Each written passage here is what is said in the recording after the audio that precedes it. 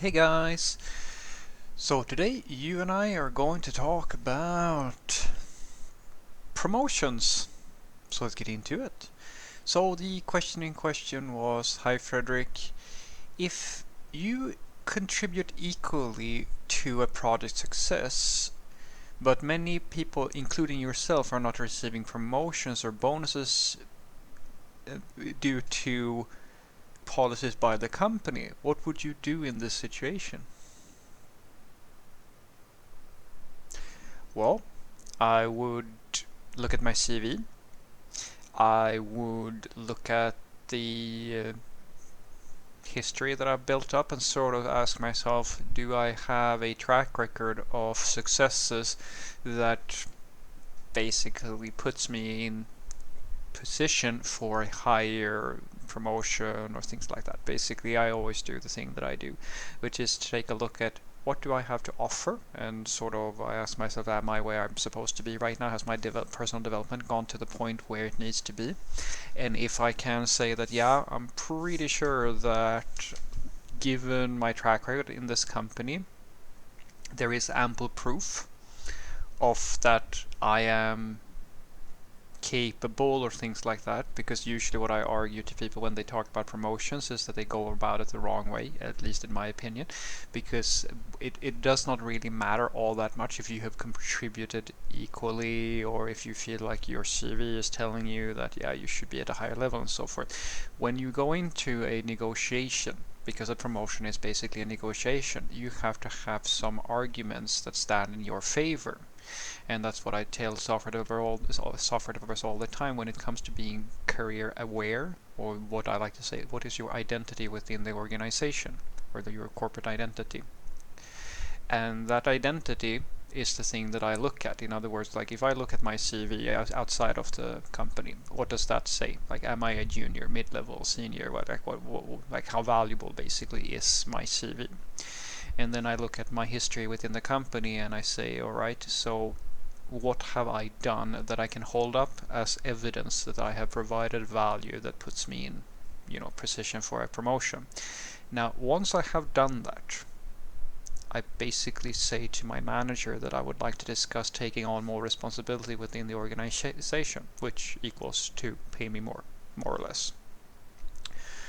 And the thing that I then do is that I present, because usually what happens in that situation is becomes, as I said, is a negotiation now, and my manager is going to start asking questions related to, based on their experiences working with me. Okay, what does this, what they will usually try to figure out what they can do for you, and whether or not this seems feasible depending on the manager. They might not hear you out whatsoever, or they might be very open to having a discussion about that. It's very uncommon in my experience that people just go, yeah, immediately you're going to get higher salaries and stuff like that. I'll touch on how you get that to happen, which is the second step. But usually they will have some vague notion of, all right, yeah, either they're going to say no immediately, or they're going to say, yeah, let's put something together. They're going to be a little bit vague about it or something like that. And to me, that doesn't matter all that much, because I adopted a policy a long time ago, where what I say, it basically started when I started working out as a teenager. I went to the gym, and after a few years of having friends who always came to me and said that, oh, I should really start going to the gym with you, and I'll start on Monday. So can you call me on Monday? And I got excited because now I have a friend who's gonna come with me and lift some weights and stuff like that and do that stuff, right? And after once, if even once, 2 weeks, 3 weeks in, like, they never came along anymore. And at the beginning of the thing, I sort of felt like, I suppose, very angry and frustrated and disappointed in people.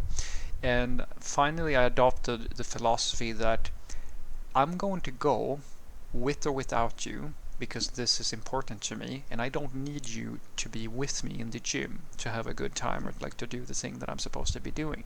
It's super fun if you want to hang around and come with me, but I'm not going to tailor my schedule to fit yours.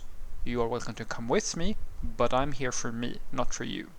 And I do the same thing in this job negotiation, because I know for a fact that on average, when you ask a person who doesn't have to do something, doesn't matter what it is, I mean, I can count on my 5 fingers how many times, I've asked coworkers to remember to do something or to do this thing, and they don't do it because they forget or it's not important to them or things like that. I mean, it's very common that people say something and then they completely forget about it because they're busy with other stuff. Right? As I like to say, humans are really, really bad at doing anything that is not directly tied into their own personal gain or survival. Those things are always going to work practically every single time. And this brings us to step number 2. So now I've communicated what my desire is to my manager, and as in your case, then the idea being that they're not going to, like as I said, usually either they say no immediately or they do this thing that they give you some vague work plan and we're going to discuss it and stuff like that. And I say, cool. When? And then I try to get a date from them.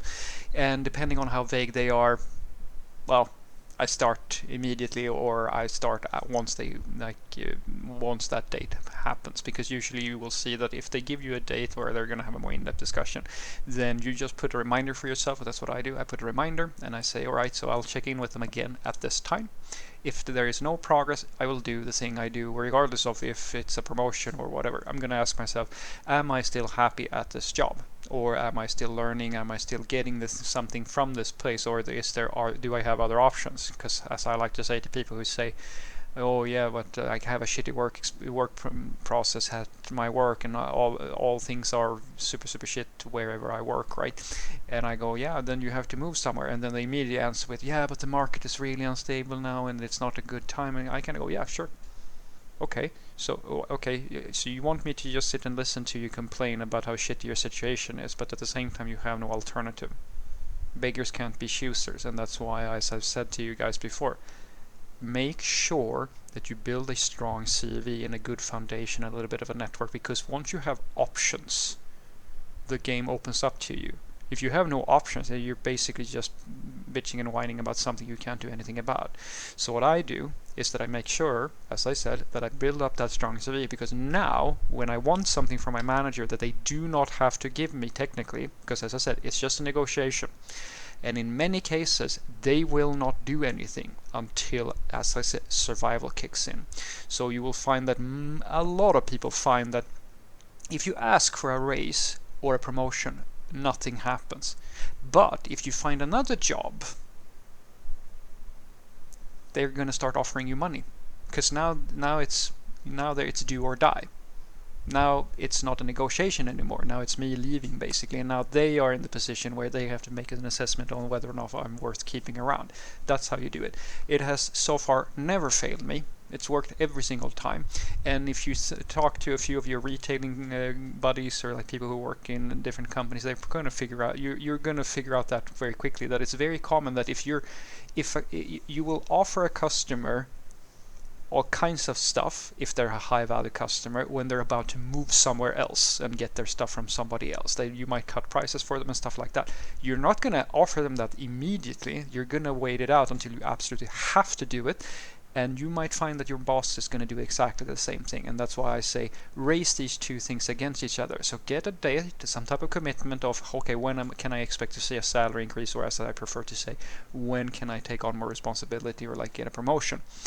And if they can't give you any time, you start immediately looking for another job. Like in my opinion, if you're not happy where you are, or if they give you some type of vague idea of when it's going to happen, then you can wait a little bit just to cut them some slack and see if they're true to their word. If they're not, start doing that immediately.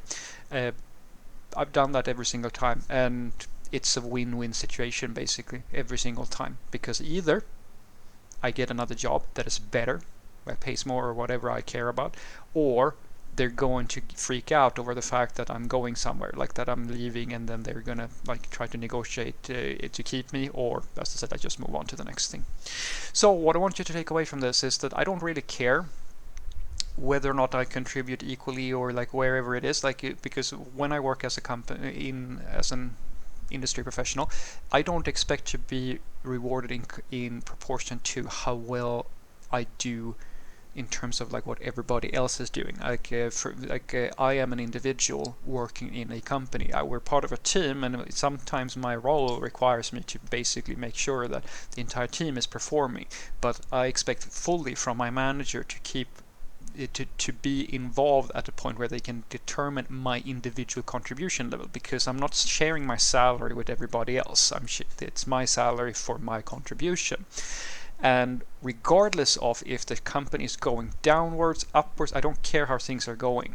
The work that I do has a value. It's the same thing with every single,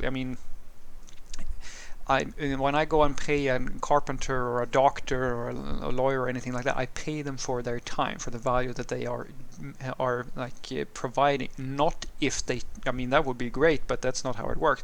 Not if my disease is treatable or not, or that I win the case or not. Like, I pay them for their time, and that is what I am being paid for as well as a software developer. And depending on how good I am, my time is worth more or less on the open market.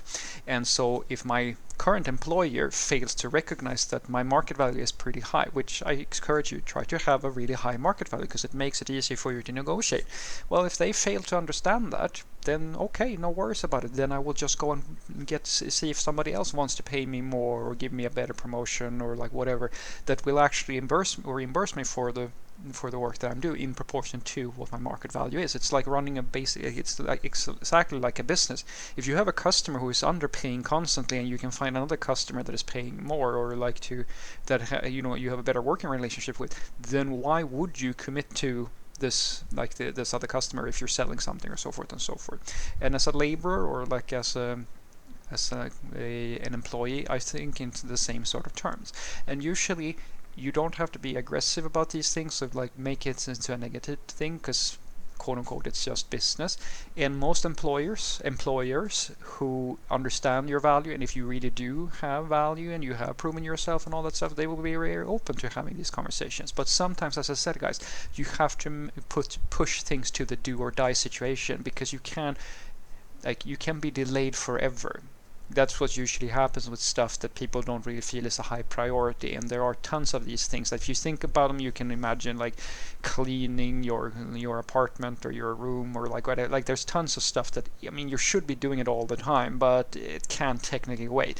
And having someone's promotion come on the table and actually negotiate it and do all that stuff, there's a million other things your managers probably cares about more short term than that. So in some cases you might have to go and find another job for them to actually sit down with you and have a real conversation about it. Have a great day.